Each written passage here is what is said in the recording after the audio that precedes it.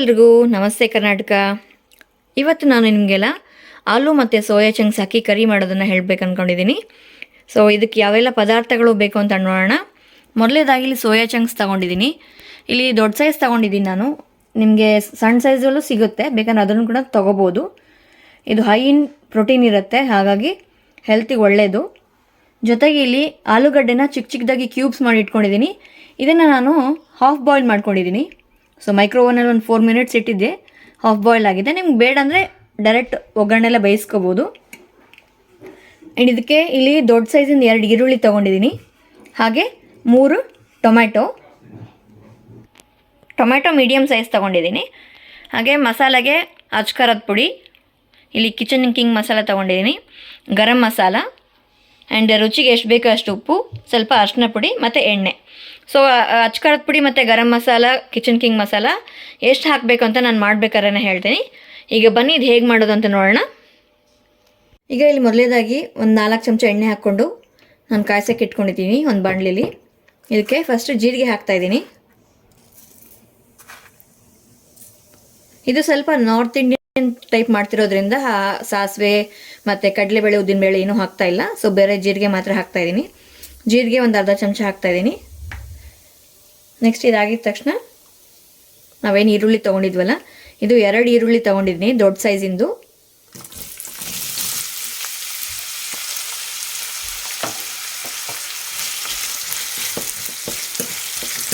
Quantity ಒಂಚೂರು ಜಾಸ್ತಿನೇ ಮಾಡ್ತಾಯಿದ್ದೀನಿ ರೆಗ್ಯುಲರಾಗಿ, ನಿಮ್ಗೆ ಎಷ್ಟು ಬೇಕೋ ಅಷ್ಟು ಮಾಡ್ಕೊಳ್ಳಿ.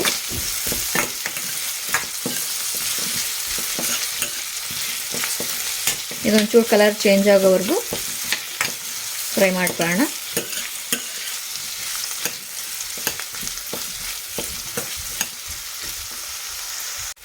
ಈಗ ಆಗಿದೆ, ಇದು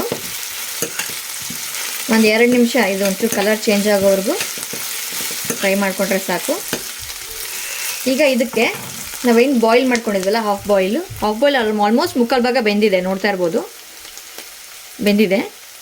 ಸೊ ಇದನ್ನು ಬೇಕಾದ್ರೆ ನೀವು ಹಸಿದ ಹಂಗದೆ ಕಟ್ ಮಾಡ್ಕೊಂಡಿದ್ದು ಅವಾಗೆ ಹಾಕೋಬೋದು. ಏನಂದರೆ ಸ್ವಲ್ಪ ಇದು ಬೇಗ ಆಗುತ್ತೆ ಅಂತ ನಾನು ಒಂದು 4 ನಿಮಿಷ ಓವನಲ್ಲಿ ಬೇಯಿಸ್ಕೊಂಡಿದ್ದೀನಿ.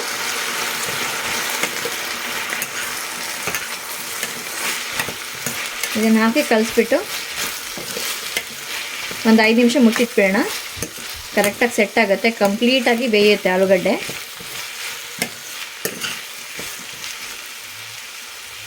ಈಗ ಒಂದು 5 ನಿಮಿಷ ಮುಚ್ಚಿಟ್ಬಿಡೋಣ.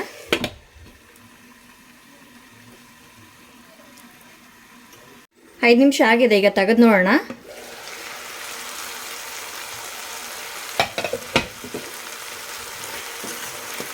ಆಗಿದೆ,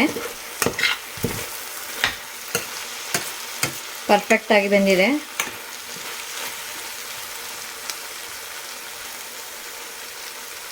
ನೋಡಿ, ಚೆನ್ನಾಗಿ ಬಂದಿದೆ, ಕರೆಕ್ಟಾಗಿದೆ.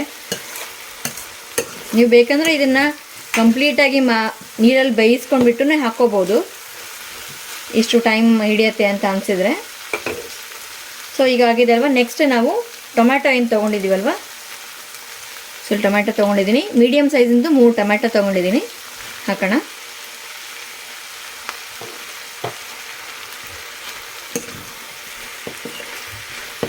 ಆಲೂಗಡ್ಡೆ ಬೆಂದಮೇಲೆ ಹಾಕಬೇಕು, ಟೊಮ್ಯಾಟೊ ಮೊದಲೇ ಹಾಕ್ಬಿಟ್ರೆ ಏನಾಗುತ್ತೆ, ಕರ್ಗೋಗ್ಬಿಡುತ್ತೆ. ಬೆಂದ್ಬಿಟ್ಟು ಫುಲ್ ಏನಾಗುತ್ತೆ, ಬರೀ ಸಿಪ್ಪೆ ಮಾತ್ರ ಸಿಗುತ್ತೆ. ಹಾಗಾಗಿ ಇದು ಬೆಂದಮೇಲೆ ಹಾಕಿದರೆ ಒಂದು 2 ನಿಮಿಷ ಸಾಕು ಬೇಯೋದಕ್ಕಿದು.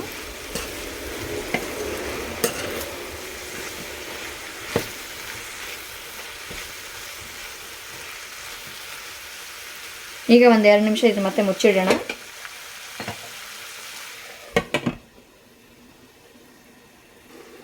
ಈಗ 2 ನಿಮಿಷ ಆಗಿದೆ, ನೋಡೋಣ.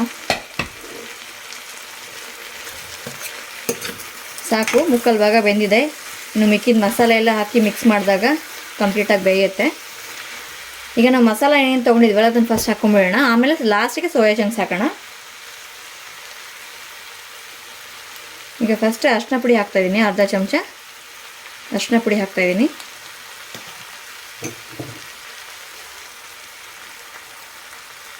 ನೆಕ್ಸ್ಟು 1 ಚಮಚ ಕಿಚನ್ ಕಿಂಗ್ ಮಸಾಲ.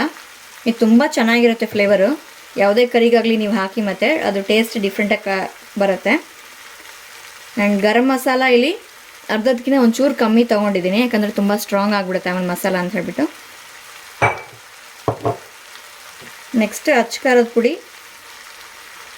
ಇದು ಅರ್ಧ ಚಮಚ ತೊಗೊಂಡಿದ್ದೀನಿ. ಮಕ್ಕಳು ಕೂಡ ತಿಂತಾರೆ, ಹಾಗೋದ್ರಿಂದ ಸ್ವಲ್ಪ ಕಮ್ಮಿನೇ ಹಾಕ್ತಾಯಿದ್ದೀನಿ ನಾನು. ಈಗ ಒಂದ್ಸಲ ಮಿಕ್ಸ್ ಮಾಡ್ಕೊಂಬೇಡ.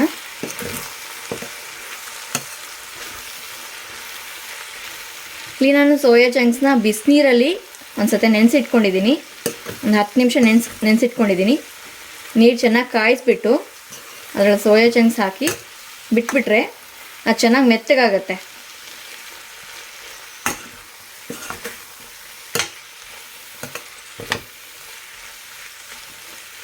ಈಗ ಮಸಾಲ ಮಿಕ್ಸ್ ಆಗಿದೆ. ನೆಕ್ಸ್ಟ್ ಉಪ್ಪು ಹಾಕಬೇಕು. ಉಪ್ಪು 2 ಚಮಚ ಹಾಕ್ತೀನಿ ಈಗ ಫಸ್ಟು, ಆಮೇಲೆ ನೋಡ್ಕೊಂಡ್ಬಿಟ್ಟು ಮತ್ತೆ ಬೇಕಂದರೆ ಹಾಕ್ಕೊತೀನಿ.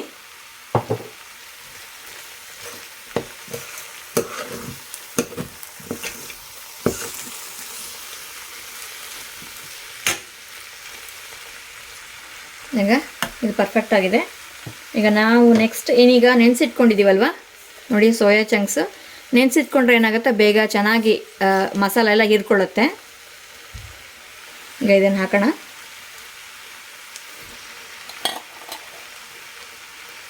ಇದರಲ್ಲಿ ಚಿಕ್ಕ ಸೈಜು ಸಿಗುತ್ತೆ. ನನಗೆ ಆ್ಯಕ್ಚುಲಿ ಮೊನ್ನೆ ಹೋದಾಗ ಚಿಕ್ಕದು ಸಿಕ್ಕಿದ್ದಿಲ್ಲ. ತುಂಬ ಚೆನ್ನಾಗಿರುತ್ತೆ. ಚಿಕ್ಕದಾದರೆ ಕರಿಗೆ ಪರ್ಫೆಕ್ಟ್ ಸೈಜು.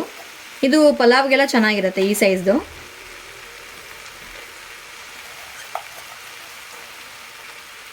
ಇದು ವೆಜಿಟೇರಿಯನ್ಸ್ಗೆ ಪ್ರೋಟೀನ್ ಅಂಶ ಬೇಕಲ್ವಾ, ಹಾಗಾಗಿ ಈ ಸೋಯಾ ಚಂಕ್ಸಲ್ಲಿ ತುಂಬ ಚೆನ್ನಾಗಿರುತ್ತೆ ಪ್ರೋಟೀನು. ಸೊ ಅವಾಗವಾಗ ಮಾಡ್ಕೊಂಡು ತಿಂದರೆ ಚೆನ್ನಾಗಿರುತ್ತೆ ಇದು. ಇನ್ನೊಂದ್ಸತಿ ನೀಟಾಗಿ ನಿಧಾನಕ್ಕೆ ಮಿಕ್ಸ್ ಮಾಡ್ಕೊಳ್ಳೋಣ. ನಂದು ಪ್ಯಾನ್ ಚಿಕ್ಕದಾಯ್ತು ಸ್ವಲ್ಪ. ನಾನು ಯೂಶ್ವಲಿ ಯಾವಾಗಲೂ ಇದರಲ್ಲೇ ಮಾಡೋದು, ಬಟ್ ಈ ಸೋಯಾ ಚಂಕ್ ಸೈಜ್ ದೊಡ್ಡದಾಗಿರೋದ್ರಿಂದ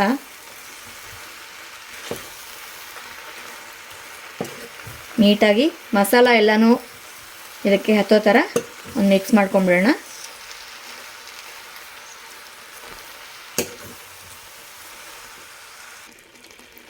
ನೋಡಿ, ಈಗ ಇದು ಚೆನ್ನಾಗಿ ಮಿಕ್ಸ್ ಮಾಡ್ಕೊಂಡಿದ್ದಾಯಿತು. ನಿಮಗೆ ಇಷ್ಟಕ್ಕೆ ಬೇಕಂದರೆ ಇಲ್ಲಿಗೆ ಪ್ರೊಸೀಜರ್ ಸ್ಟಾಪ್ ಮಾಡ್ಕೋಬೋದು. ಇದ್ರ ಮೇಲೆ ಒಂಚೂರು ಕೊತ್ತಂಬರಿ ಹಾಕಿಬಿಟ್ಟು ಗಾರ್ನಿಷ್ ಮಾಡಿಕೊಂಡು ಇದನ್ನು ಚಪಾತಿಗೆ ಅಥವಾ ದೋಸೆಗೆ ಅಥವಾ ನಾವು ಅನ್ನಕ್ಕೆ ಸಹಿತ ತಿನ್ಬೋದು. ರೋಟಿ ಆಗಿರ್ಬೋದು, ಇಲ್ಲಾಂದರೆ ಪರಾಟಾಸ್ ಏನಾದ್ರು ಮಾಡ್ಕೊತೀವಲ್ಲ ಅದಕ್ಕೆ ತಿನ್ಬೋದು. ಇಷ್ಟೇ ಮಾಡಿಕೊಂಡು ಇದು ಕರಿ. ಬಟ್ ಇವತ್ತು ನಾನು ಏನು ಮಾಡ್ತಾಯಿದ್ದೀನಿ ಅಂದರೆ ಒಂಚೂರು ಗ್ರೇವಿ ಟೈಪ್ ಇರಲಿ ಅಂತ ಹೇಳ್ಬಿಟ್ಟು ಏನು ಮಾಡ್ತಾಯಿದ್ದೀನಿ, ಒಂದು ಸೀಕ್ರೆಟ್ ಹೇಳ್ಕೊಡ್ತಾಯಿದ್ದೀನಿ ಇವತ್ತು ನಿಮಗೆ. ಸೊ ಇಲ್ಲಿ ಏನು ನೋಡ್ತಾ ಇದ್ರಲ್ಲ, ಇದು ಬಂದುಬಿಟ್ಟು ಗೋಧಿ ಹಿಟ್ಟನ್ನು ನೀರಲ್ಲಿ ಕಲಿಸ್ಕೊಂಡಿದ್ದೀನಿ. ನೀರಲ್ಲಿ ಕಲಿಸ್ಕೊಂಡು ಈ ಥರ ಸ್ಲರಿ ಟೈಪ್ ಮಾಡ್ಕೋಬೇಕು. ಇಲ್ಲಿ ಕಾಣಿಸ್ತಾ ಇದೆ, ಇಷ್ಟಿರ್ಬೇಕು ಕನ್ಸಿಸ್ಟೆನ್ಸಿ. ತೀರಾ ಗಟ್ಟಿಗೆ ಮಾಡ್ಕೋಬೇಡಿ, ಇಷ್ಟಿದ್ರೆ ಸಾಕು. ಈಗ ಇದನ್ನು ಇದಕ್ಕೆ ಹಾಕ್ತಾಯಿದ್ದೀನಿ. ಇದೇ ಸೀಕ್ರೆಟ್ ಟಿಪ್ಪು. ನಮಗೆ ಗ್ರೇವಿಗೆಲ್ಲ ಹೆಂಗೆ ಮಾಡಬೇಕಪ್ಪ, ಎಲ್ಲಿ ಕುಕ್ಕಿಂಗ್ ಸಾಸ್ ಎಲ್ಲಿಂದ ತರೋದು ಅಂತ ಅಂದ್ಕೊಂಡಾಗ, ಸೊ ನಾನು ಯೂಶ್ವಲಿ ಗ್ರೇವೀಸ್ಗೆಲ್ಲನೂ ಇದೇ ಥರನೇ ಮಾಡೋದು. ಗೋಧಿ ಹಿಟ್ಟನ್ನು ನೀರಾಗಿ ಕಲಿಸ್ಕೊಂಬಿಟ್ಟು, ಇಲ್ಲ ಗೋಧಿ ಹಿಟ್ಟು ಬೇಡ ಅಂತಂದರೆ ಅಕ್ಕಿ ಹಿಟ್ಟು ಕಲಿಸ್ಕೋಬೋದು ಆ ಜಾಗದಲ್ಲಿ. ಇದು ಆ್ಯಕ್ಚುಲಿ ನಮ್ಮ ಅಜ್ಜಿ ಹೇಳ್ಕೊಟ್ಟಿದ್ದು.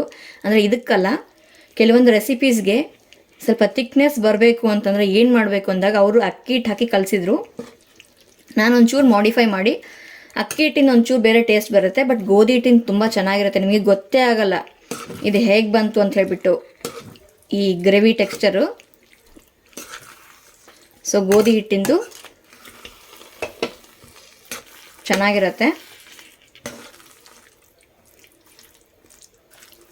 ಈಗ ಇದು ಕುದ್ರೆ ಏನಾಗುತ್ತೆ, ಇನ್ನೊಂಚೂರು ಗಟ್ಟಿ ಆಗುತ್ತೆ. ಹಾಗಾಗಿ ಸ್ವಲ್ಪ ಇನ್ನೊಂದು ನೀರು ಆ್ಯಡ್ ಮಾಡ್ಕೊತೀನಿ ನಾನೀಗ.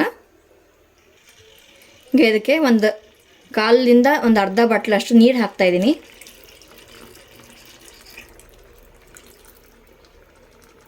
ಆಗಲೇ ಹೇಳಿದಾಗೆ ಇದು ಬೇಡ ಅಂದರೆ ನಿಮಗೆ ಇದನ್ನು ಸ್ಕಿಪ್ ಮಾಡ್ಕೋಬೋದು.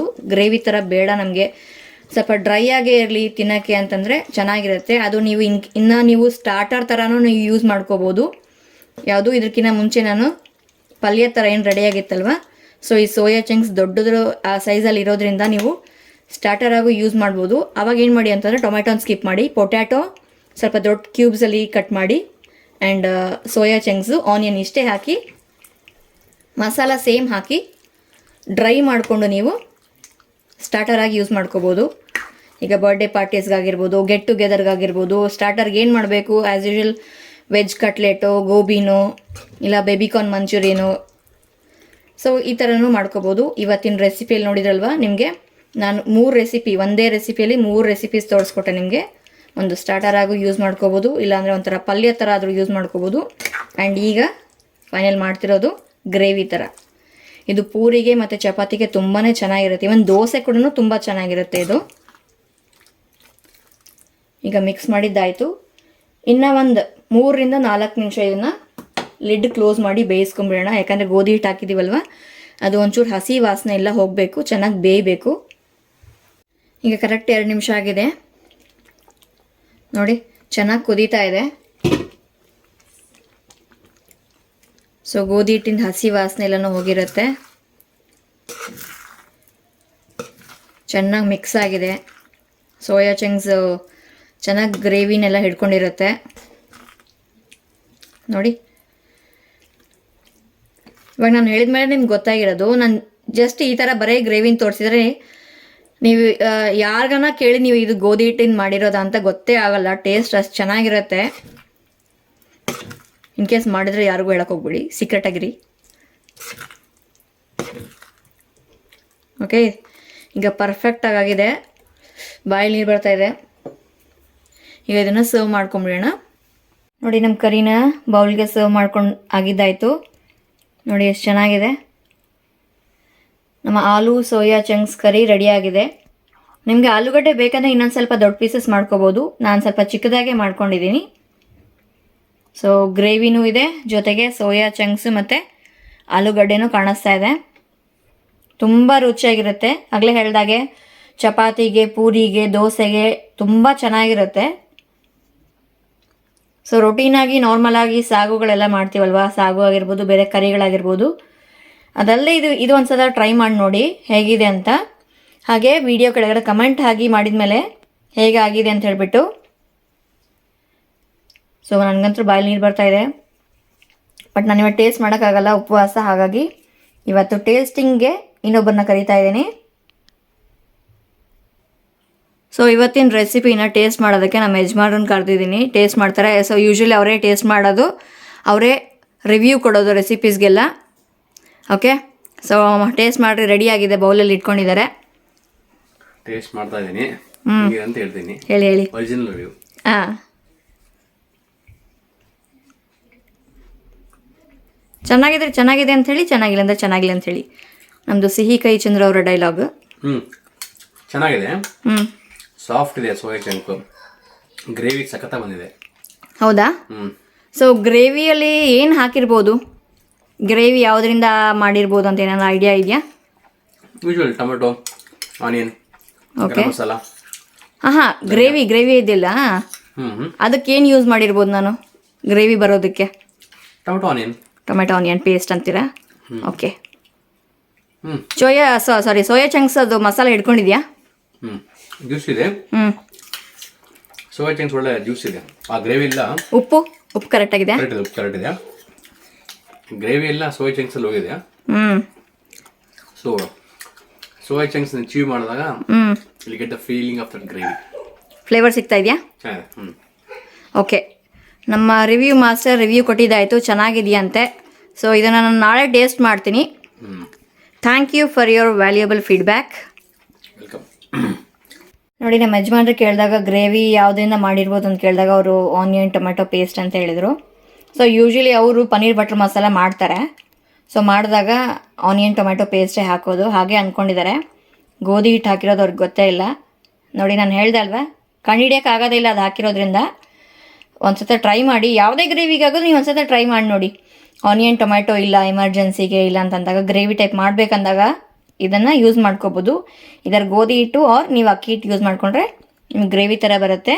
ಬಟ್ ಏನಂದರೆ ಚೆನ್ನಾಗಿ ಬೇಯಿಸ್ಕೊಂಡಿಲ್ಲ ಅಂದರೆ ನಿಮ್ಗೆ ಹಸಿ ವಾಸನೆ ಬಂದುಬಿಡುತ್ತೆ. ಚೆನ್ನಾಗಿ ಮುಚ್ಚಿಟ್ಬಿಟ್ರೆ ಚೆನ್ನಾಗಿ ಬೆಂದೋಗುತ್ತೆ.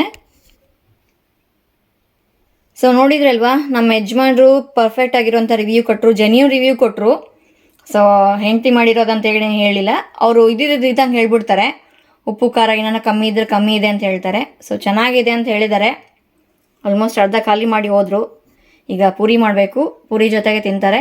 ನಾನು ಇದನ್ನು ನಾಳೆ ಟೇಸ್ಟ್ ಮಾಡ್ತೀನಿ. ನಾಳೆ ಹೇಗಿದೆ ಅಂತ ನಾನು ಟೇಸ್ಟ್ ಮಾಡಿ ನೋಡ್ತೀನಿ. ಹೋಪ್ ಈ ರೆಸಿಪಿ ನಿಮಗೆ ಇಷ್ಟ ಆಗಿದೆ ಅಂದ್ಕೊಂಡಿನಿ. ದಯವಿಟ್ಟು ಟ್ರೈ ಮಾಡಿ, ಹೇಗೆ ಬಂದಿದೆ ಅಂತ ನನಗೆ ಕಮೆಂಟ್ ಬಾಕ್ಸಲ್ಲಿ ಹಾಕಿ. ಸೊ ಮತ್ತೆ ಮುಂದಿನ ವ್ಲಾಗಲ್ಲಿ ಸಿಗೋಣ. ನಮಸ್ತೆ ಎಲ್ರಿಗೂ. ನಮಸ್ತೆ ಕರ್ನಾಟಕ.